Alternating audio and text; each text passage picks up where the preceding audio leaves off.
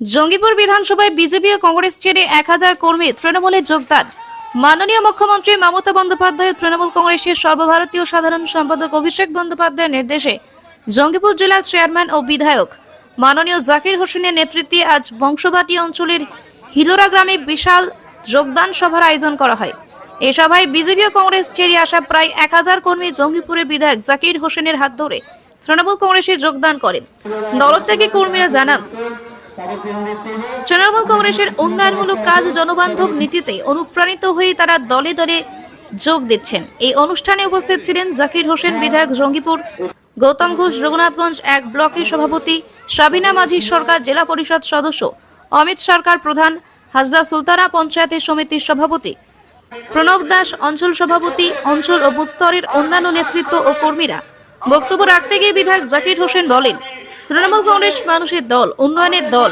যারা আমাদের সঙ্গে যুক্ত হয়েছেন তারা রাজ্যের উন্নয়নের ধারাকে আরো শক্তিশালী করবেন।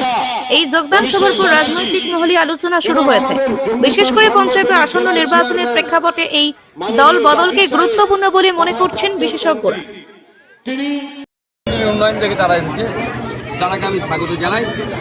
আমাদের এখানের পঞ্চায়েত সমিতির সভাপতি, প্রধান এবং জেলা পরিষদের মেম্বার এবং আমাদের ব্লক সভাপতি টাঙ্গালি, আমাদের গ্রাম পঞ্চায়েত মেম্বাররা জয়েন করেছে।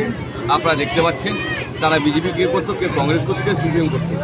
কোনো দল থাকবে না, মাননীয় মুখ্যমন্ত্রীর দল থাকবে।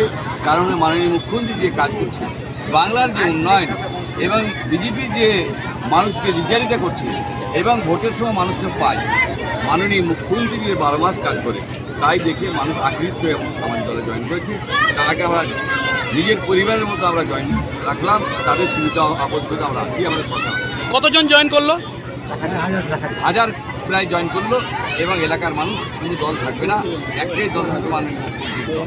কারণ মাননীয় মুখ্যমন্ত্রী যে কাজ করে এবং মানুষের আমরা ভালো ব্যবহার করি, তারই এই পরিচয়।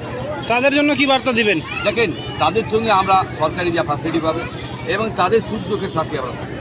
আমরা মানুষ মনে করি যে আমাদের জয়পুরের মানুষ আমাদের পরিবারের মানুষ, তাদের সুখ দুঃখে আপদ বিপদে আমরা আছি।